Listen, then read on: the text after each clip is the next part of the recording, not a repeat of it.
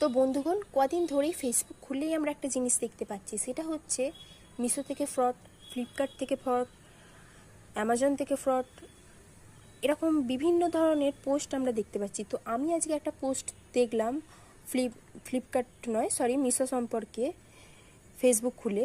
তো বলছে মিশো থেকে আমি কোনো রকম কিছু অর্ডার করিনি, তারপরও আজ বিকেলের দিকে একটি পার্সেল আসে আমার কাছে এবং পার্সেলের প্রাইস ছিল 699। প্রথমে বললাম এটা আমার পার্সেল নয়, হয়তো আপনার ভুল হচ্ছে। তারপর উনি আমার অ্যাড্রেস এবং আমার নাম, আমার ফোন নাম্বার সব দিলেন। আমি ভাবলাম হয়তো আমার সাথে ভুলবশত অর্ডার হয়ে গিয়েছে, তো রিটার্ন করে দেব।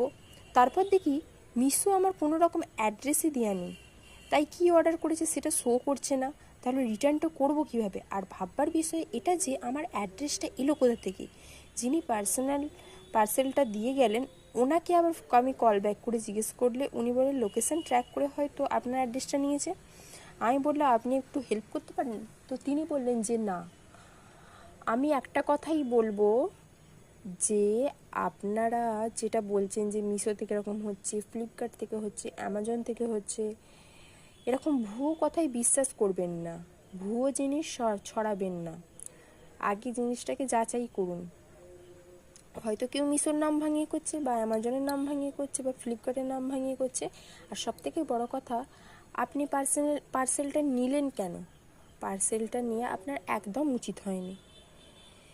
আবার আপনি নিজের ফোনে না দেখে যে আপনি সত্যি সত্যি অর্ডারটা হয়ে গেছে কিনা ভুলবশত, ওটা না জেনেই আপনি কেন অর্ডারটা করলেন?